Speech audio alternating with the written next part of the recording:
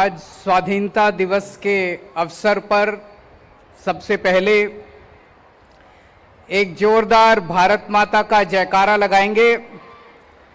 सब लोग मुट्ठी बंद करेंगे, हाथ ऊपर करेंगे और पूरे दिल से बोलेंगे, भारत माता की, भारत माता की, इंकलाब, इंकलाब, वंदे वंदे।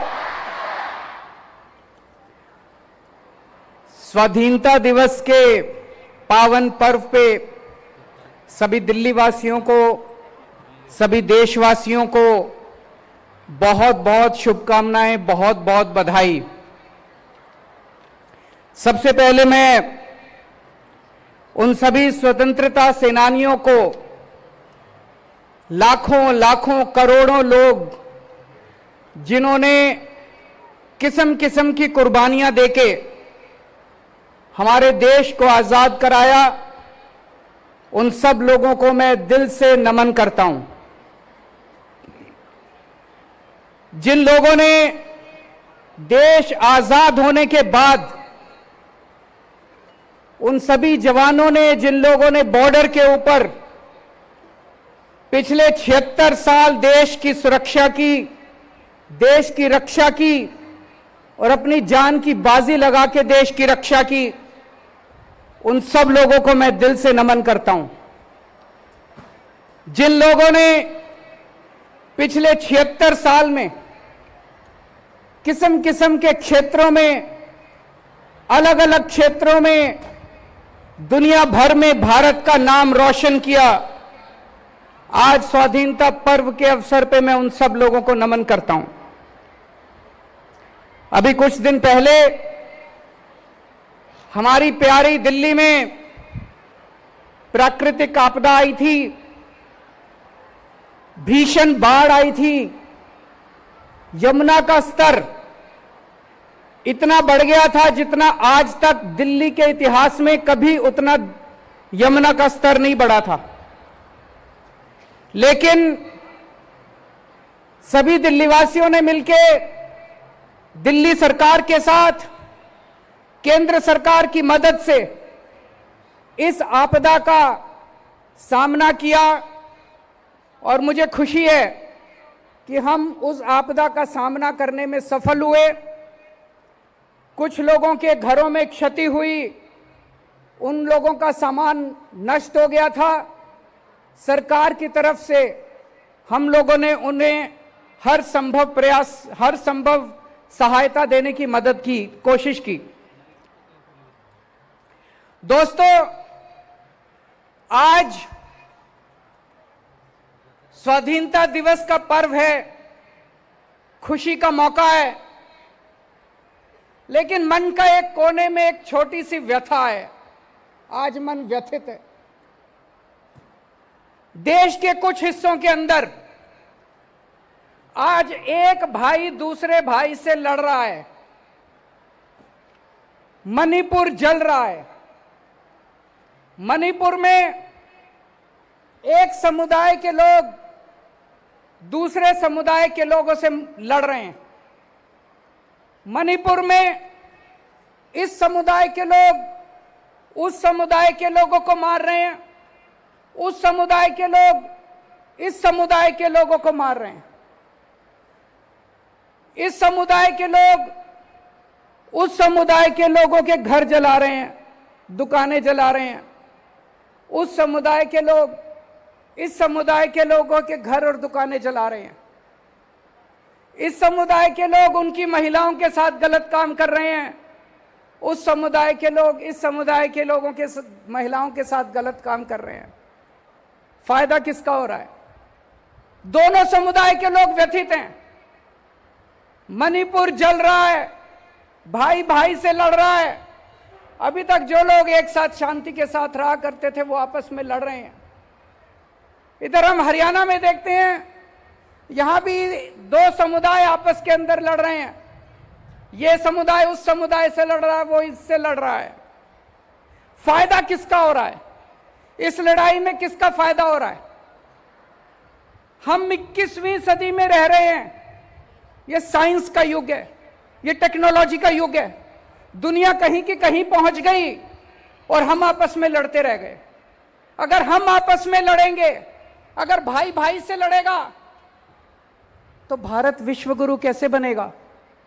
हम लोग तो रोज कहते हैं कि भारत विश्व गुरु बनेगा, भारत विश्व गुरु बनेगा। भारत विश्व गुरु कैसे बनेगा? एक परिवार, एक पिता जिन्होंने अपनी जिंदगी में खूब पैसा कमाया, उनकी मौत हो गई। उनके 4 बच्चे हैं, चारों बच्चे आपस में लड़ रहे हैं, एक दूसरे को मारने पे आतुर हैं। क्या वो परिवार प्रगति कर सकता है? बिल्कुल नहीं कर सकता। पिताजी जो कमा के गए थे वो भी खत्म कर देगा परिवार, चारों बच्चे उसको भी उजाड़ देंगे। लेकिन एक परिवार जिसमें चारों भाई मिलके परिवार में एक साथ मोहब्बत के साथ रहते हैं, वो परिवार तरक्की करता है। अगर हमें विश्व गुरु बनना है, अगर हमें देश को तरक्की देनी है, विकास देना है, अगर हमें दुनिया में नंबर 1 देश बनना है, तो 140 करोड़ लोगों को एक परिवार की तरह रहना पड़ेगा। 140 करोड़ लोगों को एक टीम की तरह रहना पड़ेगा। आज हमारे देश के सामने इतनी समस्याएं हैं, उन समस्याओं को कैसे निपटेंगे हम अगर हम आपस में लड़ते रहे तो? आज सुनने में आता है देश के कई हिस्सों में लंबे लंबे बिजली के पावर कट लगते हैं। कहीं 7 घंटे का पता चलता है, उस राज्य में 7-7 घंटे के पावर कट, इस राज्य में 8-8 घंटे के पावर कट, कई कई घंटे बिजली नहीं आती। मैं आपसे पूछना चाहता हूं, पूरी दुनिया में ऐसा कौन सा अमीर देश है, पूरी दुनिया में ऐसा कौन सा विकसित देश है जिसमें लोगों को 24 घंटे बिजली नहीं मिलती? जब तक हमारे देश के अंदर 7-7, 8-8 घंटे के पावर कट लगेंगे, हमारा देश कभी विश्व गुरु नहीं बन सकता। कहने को बड़े बड़े भाषण दिए जा सकते हैं, जब तक हमारे देश में 24 घंटे बिजली नहीं होगी, इंडस्ट्री कैसे तरक्की करेगी, किसान कैसे बुआई करेगा अगर हमारे देश के अंदर 24 घंटे बिजली नहीं होगी? तो अगर हमें दुनिया में विश्व गुरु बनना है तो अपने देश में 24 घंटे बिजली का इंतजाम करना पड़ेगा। हमारे देश में लंबे लंबे पावर कट क्यों लग रहे हैं? बिजली क्यों नहीं आती? क्या बिजली की कमी है? अब मैं आपको एक ऐसा आंकड़ा बताने वाला हूं जिसे सुन के आप चौंक जाएंगे। हमारे देश में 4.25 लाख मेगावाट बिजली बनाने की क्षमता है। कितनी क्षमता है? 4.25 लाख मेगावाट बिजली उत्पादन करने की क्षमता है।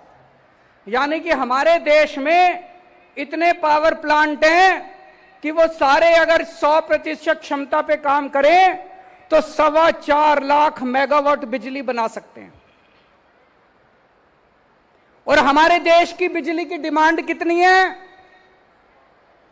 पीक डिमांड, यानी कि सबसे ज्यादा डिमांड। जैसे दोपहर के टाइम में सारे लोग एसी चला लेते हैं तो सबसे ज्यादा बिजली, उसको पीक डिमांड कहते हैं। पीक डिमांड हमारे देश की केवल 2 लाख मेगावाट है। हमारी 4.25 लाख मेगावाट बिजली बनाने की क्षमता है, लेकिन केवल 2 लाख मेगावाट बिजली की डिमांड है। फिर भी बिजली नहीं आती, फिर भी पावर कट लगते हैं, फिर भी हमारे घर में बिजली नहीं पहुंचती। क्यों? क्या कारण है? मिसमैनेजमेंट, भ्रष्टाचार, लैक ऑफ विजन। पहले दिल्ली में भी ऐसा ही था। 2015 में जब हमारी सरकार बनी थी, मेरे को याद है 2014 की गर्मियां मेरे को आज तक याद है, जब रात को 7-7, 8-8 घंटे के पावर कट लगा करते थे। दिल्ली में हमने ठीक कर दिया। यहां भी मैनेजमेंट खराब था, दिल्ली का मैनेजमेंट हमने ठीक किया। आज पूरे देश में दिल्ली अकेला शहर है जहां 24 घंटे बिजली आती है। अब दिल्ली में पावर कट नहीं लगते, अब दिल्ली में बिजली नहीं जाती। लोगों ने जनरेटर खरीदने बंद कर दिए, इन्वर्टर खरीदने बंद कर दिए। अब दिल्ली में 24 घंटे बिजली आती है। पंजाब में भी पहले यही हाल था, लंबे लंबे पावर कट लगते थे, बिजली आती नहीं थी, 6-6 घंटे के, 7-7 घंटे के। अभी 1 साल हुआ पंजाब में सरकार बने हुए, पंजाब में 24 घंटे बिजली आनी चालू हो गई है। पंजाब में भी अब 24 घंटे बिजली आती है। देश में भी 24 घंटे बिजली आ सकती है अगर हमारी 4.25 लाख मेगावाट बिजली बनाने की क्षमता है, तो हमारे देश के अंदर भी 24 घंटे बिजली आ सकती है। मैनेजमेंट ठीक करना है, भ्रष्टाचार खत्म करना है। 3 से 4 साल लगेंगे। 3 से 4 साल के अंदर पूरे देश के अंदर 24 घंटे बिजली आ सकती है, पावर कट खत्म हो सकते हैं। और जब देश में पावर कट खत्म होंगे, 24 घंटे बिजली आएगी, तभी तो हमारा देश विश्व गुरु बनेगा। लंबे लंबे पावर कट से विश्व गुरु कैसे बनेगा? एक और बात है, कोई पावर प्लांट अगर 50% कैपेसिटी पे चलता है तो वो जो बिजली पैदा करता है वो बहुत महंगी होती है, और अगर 100% कैपेसिटी पे काम करता है तो वो बहुत सस्ती बिजली पैदा करता है। अगर हम अपनी पूरी 100% क्षमता पे 4.25 लाख मेगावाट बिजली पैदा करनी चालू कर दें, देश में बिजली के रेट आधे हो जाएंगे। हम बिजली एक्सपोर्ट करना चालू कर देंगे, दूसरे देशों को भारत बिजली देना चालू करेगा, और अपने देश के अंदर 24 घंटे बिजली आनी शुरू हो जाएगी। तभी मेरा भारत विश्व गुरु बनेगा। मैंने दिल्ली में मुफ्त बिजली देनी चालू की। 200 यूनिट तक लोगों के बिजली के बिल हमने माफ कर दिए। कुछ लोगों ने मेरा बहुत मजाक उड़ाया। पंजाब में जब सरकार बनी, पंजाब के अंदर भी हम लोगों ने लोगों को बिजली मुफ्त देनी चालू कर दी कि अगर आपका 200 यूनिट तक का बिजली का बिल आता है तो आपको बिजली का बिल नहीं भरना पड़ेगा। कुछ लोगों ने मेरा बहुत मजाक उड़ाया, कुछ लोगों ने मेरी बहुत निंदा की, कुछ लोगों ने कहा केजरीवाल फ्री की रेवड़ी देता है। आज मैं देश के सामने 2 विकल्प रख रहा हूं। पहला विकल्प, अगर हमें पूरे देश के 140 करोड़ लोगों के 200 यूनिट तक के बिजली के बिल माफ करने हैं, केवल 1.5 लाख करोड़ रुपए का खर्चा आएगा।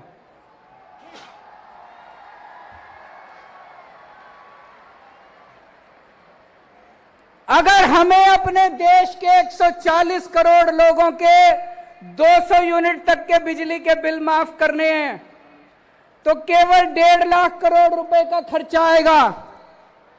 और अभी हम अखबारों में पढ़ते हैं कई बार कि 4 बड़े बड़े अरबपतियों के 1.5 लाख करोड़ रुपए के बैंकों के कर्जे माफ कर दिए। मैं आज देश के सामने 2 विकल्प रख रहा हूं कि क्या 140 करोड़ लोगों के 200 यूनिट बिजली के बिल माफ होने चाहिए, या 4 अरबपति लोगों के 1.5 लाख करोड़ रुपए के बैंकों के कर्जे माफ होने चाहिए। देश तय कर ले, जो देशवासी कहेंगे वही होना चाहिए।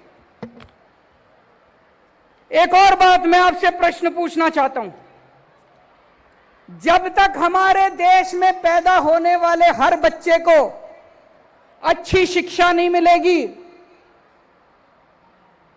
क्या हमारा देश विश्व गुरु बन सकता है?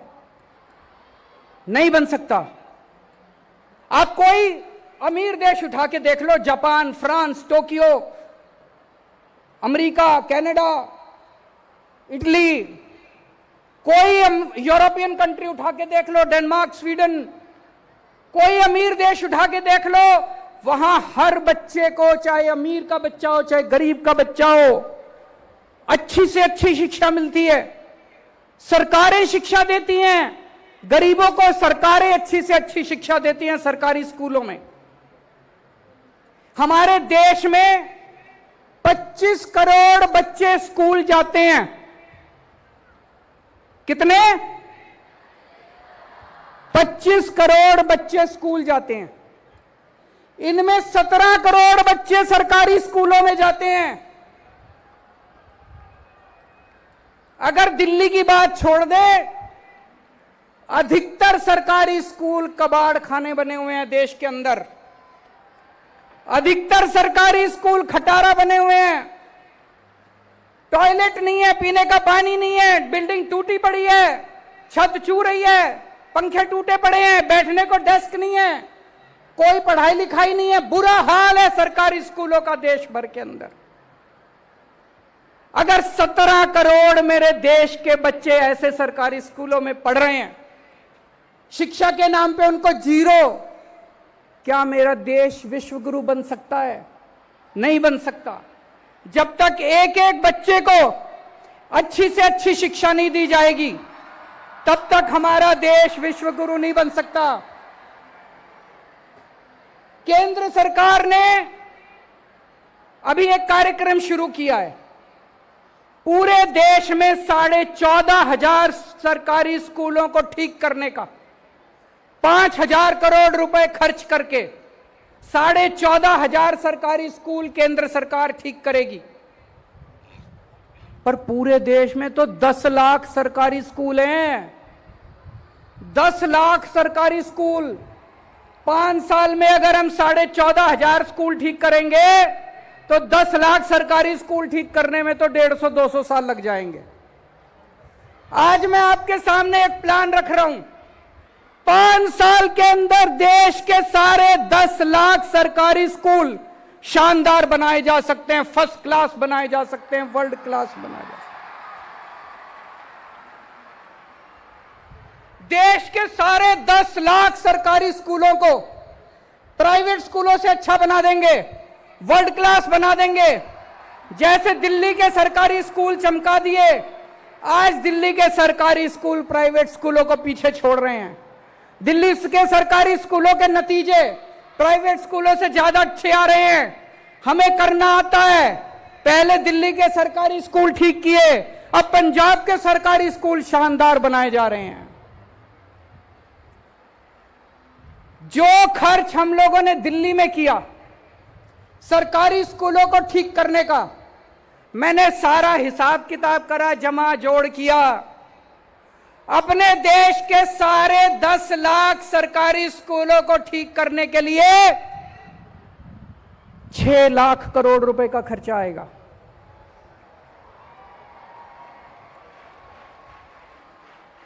और अगर 5 साल में ठीक करेंगे तो 6 लाख को 5 से भाग करके देख लो, 1.25 लाख करोड़ रुपए हर साल खर्च करने पड़ेंगे। 1.25 लाख करोड़ रुपए भारत जैसे देश के लिए, अपने लिए कोई ज्यादा नहीं है। अगर मेरे देश के 25-17 करोड़ बच्चों को अच्छी शिक्षा मिलती हो, अगर मेरे देश के 17 करोड़ बच्चों को शानदार शिक्षा मिलती हो, प्राइवेट स्कूलों से भी अच्छी शिक्षा मिलती हो, तो हर साल 1.25 लाख करोड़ रुपए तो कुछ भी नहीं है। भारत जैसे लोग देश के लिए तो चिल्लर है 1.25 लाख करोड़ रुपए। क्या हमें अपने देश के बच्चों को अच्छी शिक्षा देने के लिए हर साल 1.25 लाख करोड़ रुपए खर्च करने चाहिए? आप लोग मेरे से पूछोगे, अरविंद जी स्कूल तो अच्छे हो जाएंगे, शानदार हो जाएंगे, स्कूल चलाने का खर्चा कहां से आएगा? उसका भी मैं आज हिसाब किताब लेके आया हूं। देश के 17 करोड़ बच्चों को अच्छी शिक्षा देने के लिए, अच्छे अच्छे टीचर देने के लिए, शानदार यूनिफॉर्म देने के लिए, अच्छी पढ़ाई कराने के लिए, टीचर्स को अच्छी ट्रेनिंग देने के लिए एक साल में 7.5 लाख करोड़ रुपए चाहिए। और अभी पूरे देश में केंद्र सरकार और सारी राज्य सरकारें मिला के शिक्षा के ऊपर 7.5 लाख करोड़ रुपए खर्च करती हैं। इसका मतलब कोई भी एक्स्ट्रा पैसा नहीं चाहिए। जो खर्चा होता है उसमें भ्रष्टाचार खत्म कर दो, सारे बच्चों को अच्छी शिक्षा मिल जाएगी।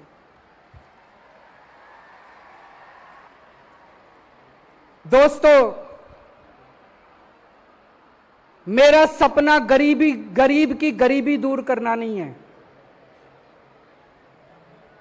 ये वाले स्लोगन तो हम पता नहीं कब से दूर सुनते आ रहे हैं, गरीबी दूर करो, गरीबी दूर करो। मेरा सपना गरीब की गरीबी दूर करना नहीं है। मेरा सपना हर गरीब को अमीर बनाना है। मैं हर गरीब को अमीर बनाना चाहता हूं, और हर गरीब तब अमीर बनेगा जब उसका बेटा इंजीनियर बनेगा, जब उसका बेटा डॉक्टर बनेगा, जब उसके बेटे को शानदार शिक्षा मिलेगी। एक मजदूर के बेटे को जानता हूं, उसके पिताजी दिहाड़ी करते हैं, मुश्किल से 4-5 हजार रुपए महीना कमाते हैं। दिल्ली के अंदर 4-5 हजार रुपए महीने में कुछ नहीं होता। उसके बेटे ने सरकारी स्कूल में पढ़ते पढ़ते इस बार वो इसका एडमिशन इंजीनियरिंग में हो गया। अब जब वो बच्चा पास करके निकलेगा, 2 लाख 3 लाख रुपए महीना तनख्वाह, उसकी शुरुआत की तनख्वाह 2 लाख रुपए महीना होगी। अमीर हुआ कि नहीं हुआ उसका परिवार? उसके परिवार की गरीबी दूर नहीं हुई, उसका परिवार अमीर हो गया। जब हमारे देश में पैदा होने वाले हर बच्चे को अच्छी शिक्षा मिलने लगेगी, तब मेरा देश विश्वगुरु बनेगा। विश्वगुरु केवल भाषण देने से नहीं बनेगा। हमारे देश के अंदर आज अगर किसी के घर में कोई बीमार हो जाए,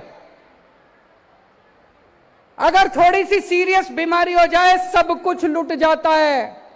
सरकारी दिल्ली को छोड़ दें, देश के अन्य हिस्सों में सरकारी अस्पतालों का इतना बुरा हाल है, इतना बुरा हाल है। डॉक्टर आते नहीं है, मशीनें काम नहीं करती हैं, टेस्ट होते नहीं हैं, कोई इलाज नहीं होता। हर आदमी चाहता है मैं प्राइवेट में जाके इलाज कराऊं। जब तक इस देश के अंदर पैदा होने वाले हर इंसान को अच्छे से अच्छा इलाज नहीं मिलेगा, तब तक मेरा देश विश्वगुरु नहीं बन सकता। आप कोई देश उठा के देख लो, हर देश के अंदर वहां की सरकारें अपने लोगों को पूरा मुफ्त और अच्छा इलाज देती हैं। दिल्ली में हमने मोहल्ला क्लिनिक बनाए, गली गली के अंदर मोहल्ला क्लिनिक खुल गए हैं। अगर आपको छोटी सी बीमारी होती है, आप मोहल्ला क्लिनिक में जाओ, आपका इलाज हो जाता है। आपको दवाइयां मुफ्त मिलती है, आपको टेस्ट मुफ्त होते हैं, आपका इलाज हो जाता है। हमारे देश में कितने गांव ऐसे हैं, दूर दूर तक अगर छोटी सी बीमारी हो जाए, मैंने देखा है सोशल मीडिया में, आपने भी देखा होगा, 2 लोग चारपाई पे उठा के उसको इतनी दूर चलते जा रहे हैं और अस्पताल तक पहुंचने के लिए। मैंने हिसाब लगाया है, देश के कोने कोने में मोहल्ला क्लिनिक खोला जा सकता है। 1 लाख मोहल्ला क्लिनिक खोलने के लिए पूरे देश में कोने कोने में 1 लाख मोहल्ला क्लिनिक खोलने के लिए केवल 10,000 करोड़ रुपए चाहिए। 10,000 करोड़ रुपए तो कुछ भी नहीं है। 10,000 करोड़ रुपए 2 साल के अंदर पूरे देश में कोने कोने के अंदर, देश के कोने कोने में, गांव गांव के अंदर मोहल्ला क्लिनिक खोले जा सकते हैं। 1 लाख मोहल्ला क्लिनिक खोलने के लिए केवल 10,000 करोड़ रुपए चाहिए। और अगर आपको थोड़ी बड़ी बीमारी हो जाए, हमारे देश के अंदर हर जिले में जिला अस्पताल है, लेकिन आज जिला अस्पताल की बहुत बुरी हालत है। जिला अस्पताल टूटे फूटे पड़े हैं, मशीनें काम नहीं कर रही। इसका मैंने पूरा प्लान बनाया। हर जिले के जिला अस्पताल को 500 बेड अस्पताल बनाने के लिए, मल्टी स्पेशलिटी अस्पताल बनाने के लिए, मैक्स फोर्टिस अपोलो जैसा शानदार अस्पताल बनाने के लिए, पूरे देश के हर जिले में एक एक मल्टी स्पेशलिटी हॉस्पिटल खोलने के लिए केवल 1.5 लाख करोड़ रुपए चाहिए। मैं तो कई बार सोचता हूं, ये 75 साल में अभी तक क्यों नहीं हुआ, हो जाना चाहिए था। इतने कम पैसे, 1.5 लाख करोड़ रुपए में पूरे देश के हर जिले के अंदर 500 multi bedded multi speciality hospital खुल सकता है। और दिल्ली के अंदर हम हर व्यक्ति को फ्री इलाज देते हैं, सारी दवाइयां फ्री, सारे टेस्ट फ्री, ऑपरेशन फ्री, सब। 140 करोड़ लोगों का फ्री इलाज करने के लिए सबको फ्री इलाज की सुविधा देने के लिए केवल 2.5 लाख करोड़ रुपए चाहिए। तो टोटल कितने हो गए? 2.5 लाख करोड़, 10,000 करोड़, 1.5 लाख करोड़, 4 लाख करोड़। आपको जान के ताज्जुब होगा, आज पूरे देश में राज्य सरकारें और केंद्र सरकार मिलके 4 लाख करोड़ रुपए खर्च करती हैं। एक नया पैसा एक्स्ट्रा नहीं चाहिए, कोई एक्स्ट्रा पैसा नहीं चाहिए। ये जो पैसा चोरी हो रहा है, भ्रष्टाचार में जा रहा है, सारा पैसा मिसमैनेजमेंट हो रहा है। जैसे दिल्ली में हमने ठीक किया, जैसे पंजाब में हमने ठीक किया, अगर पूरे देश के अंदर मैनेजमेंट ठीक कर दिया जाए तो इस देश के हर आदमी को फ्री में शानदार इलाज मिल सकता है। और जब मेरे देश के हर व्यक्ति को फ्री में शानदार इलाज मिलेगा, तभी मेरा देश विश्व गुरु बनेगा। और आप सोच के देखो, अगर हमारे सारे बिजली के प्लांट चलने लग गए, इतने सारे स्कूल खुल जाएंगे, इतने सारे अस्पताल, मोहल्ला क्लिनिक खुलेंगे, 3 करोड़ नए रोजगार पैदा होंगे। मेरे 3 करोड़ युवा साथियों को रोजगार मिलेंगे। पूरे देश में 3 करोड़ लोगों को रोजगार मिलेंगे। लोगों को सुरक्षा चक्र मिलेगा। किसी के घर में बच्चा पैदा होगा, उसे यह चिंता नहीं है मैं इसकी पढ़ाई कैसे कराऊंगा। किसी के घर में कोई बीमार होगा, उसे यह चिंता नहीं है मैं इसका इलाज कैसे कराऊंगा। किसी को अपना बिजली का बिल देने की चिंता करने की जरूरत नहीं पड़ेगी। 3-3 सुरक्षा चक्र लोगों को मिलेंगे। आज इतनी महंगाई है, अभी एक सर्वे आया है थोड़े दिन पहले, पूरे देश में सबसे कम महंगाई दिल्ली के अंदर है, 2%। बाकी राज्यों में 6% महंगाई है, दिल्ली में 2% महंगाई है। क्यों? क्योंकि दिल्ली में बिजली मुफ्त है, पानी मुफ्त है, शिक्षा मुफ्त है, महिलाओं का सफर मुफ्त है, इलाज मुफ्त है। इसलिए दिल्ली में सबसे कम महंगाई है। अगर हमने पूरे देश के अंदर लोगों को फ्री शिक्षा दे दी, शानदार शिक्षा दे दी, फ्री इलाज करा दिया, शानदार इलाज करा दिया, फ्री बिजली दे दी, पूरे देश में लोगों को महंगाई से छुटकारा मिलेगा। दोस्तों, पूरा देश तरक्की करेगा। तो संसाधन तो हैं हमारे पास, केवल नीयत की कमी है, विजन की कमी है, ईमानदारी की कमी है। एक ही निर्णय लेना है हम लोगों को। पिछले कुछ सालों में हमारे देश में कुछ चंद लोगों के 12 लाख करोड़ रुपए के कर्जे माफ कर दिए। 12 लाख करोड़ रुपए के कुछ चंद अरबपति लोगों के 12 लाख करोड़ रुपए के। हमारे देश को निर्णय लेना पड़ेगा कि क्या सरकारें कुछ चंद अरबपति लोगों के लिए चलनी चाहिए या 140 करोड़ लोगों के लिए चलनी चाहिए। अगर आज हम यह निर्णय लेते हैं कि 140 करोड़ लोगों के लिए चलनी चाहिए, तो देश के हर बच्चे को अच्छी शिक्षा मिल सकती है, देश के हर नागरिक को अच्छा इलाज मिल सकता है और हर परिवार को फ्री बिजली मिल सकती है। आज देश के अंदर चारों तरफ नेगेटिविटी हो गई है, मार धाड़, लड़ाई झगड़ा, नफरत। सोशल मीडिया उठा के देख लो, इतने लड़ाई झगड़े चल रहे हैं। हमें अपने देश के अंदर पॉजिटिव एनर्जी क्रिएट करनी पड़ेगी, देश के अंदर पॉजिटिव ऊर्जा लानी पड़ेगी, तभी देश तरक्की करेगा, तभी देश आगे बढ़ेगा। जब मैं मणिपुर के बारे में हम लोग सोचते थे, सुनते थे, दिल बहुत तकलीफ होता था। हमें लगता था हम क्या कर सकते हैं। हमने अपनी तरफ से एक छोटा सा काम किया। मणिपुर के कुछ लोग छोड़ के वहां के हालात से तंग होकर दिल्ली आ गए। हमने दिल्ली में सरकारी स्कूलों में उनके बच्चों का एडमिशन करा दिया। उनके पास सर्टिफिकेट नहीं थे, उनके घर जल गए थे, उनके पास किसी तरह का स्कूल लिविंग सर्टिफिकेट वगैरह कुछ नहीं था। हमने बिना किसी सर्टिफिकेट के लगभग 150 मणिपुर से आए हुए बच्चों का हमने अपने सरकारी स्कूलों में एडमिशन करा दिया।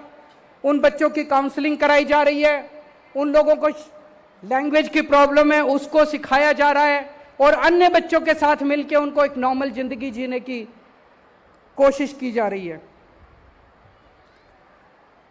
मेरे पास कई व्यापारी आए। आज देश का व्यापारी बहुत दुखी है। जीएसटी इतना कॉम्प्लिकेटेड है, इतना कॉम्प्लिकेटेड है। लोग कहते हैं जी धंधा करें कि जीएसटी करें। हम 24 घंटे जीएसटी करते रहते हैं, 24 घंटे टैक्सेशन करते रहते हैं, फिर भी कहीं ना कोई गलती हो जाती है। हमारे देश का व्यापारी ईमानदारी से काम करना चाहता है, हमारे देश का उद्योगपति ईमानदारी से काम करना चाहता है, लेकिन हमने सिस्टम ऐसा बना दिया कि उसको जानबूझ के बेईमानी करनी पड़ती है। मुझे लगता है कि जीएसटी के अंदर मूल चूल परिवर्तन करने की जरूरत है। व्यापारी जीएसटी हैंडल नहीं कर पा रहा। चाणक्य ने एक बारी कहा था कि जब कोई राजा टैक्स लेता है तो उसे ऐसे टैक्स लेना चाहिए जैसे मधुमक्खी बड़े प्यार से फूल से शहद निकालती है और फूल को पता भी नहीं चलता कि शहद निकाल लिया गया। उसी तरह से सरकार को व्यापारियों से ऐसे टैक्स लेना चाहिए कि व्यापारी को पता भी ना चले कि उससे टैक्स ले लिया गया। लेकिन अगर टैक्स इतना कॉम्प्लिकेटेड कर दिया कि व्यापारी दुखी है, तो फिर व्यापारी व्यापार कैसे करेगा, और व्यापार नहीं करेगा तो देश तरक्की कैसे करेगा।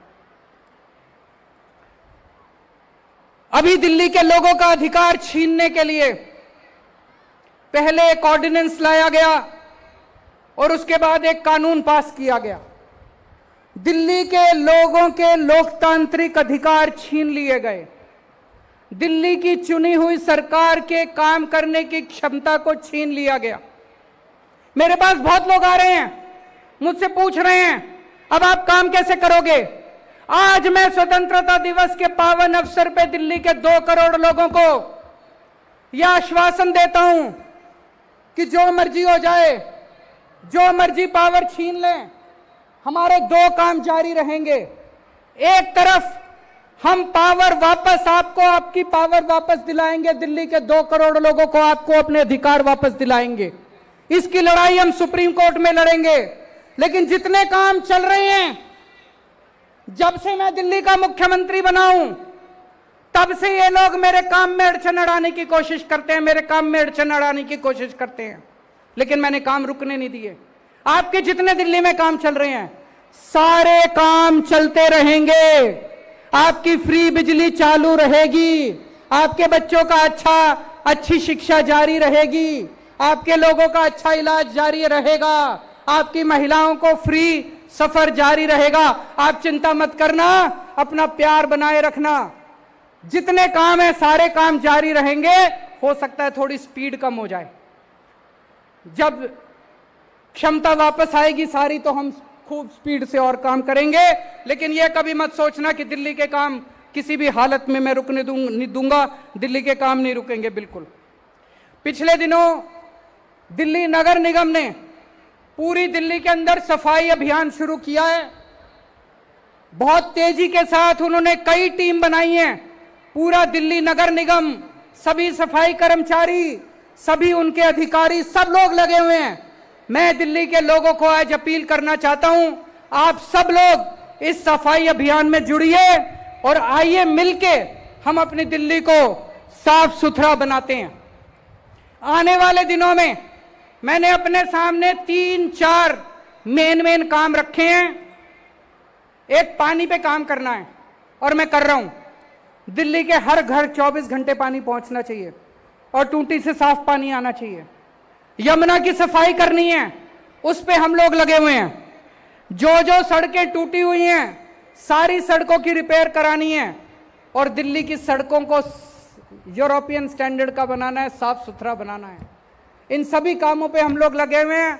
फिर से अंत में केवल एक ही चीज कहूंगा, हम सब लोग अपने भारत को बहुत प्यार करते हैं, हम सब लोग भारत माता को बहुत प्यार करते हैं। लेकिन अगर हम आपस में लड़ेंगे तो भारत कहीं आगे नहीं पहुंच पाएगा।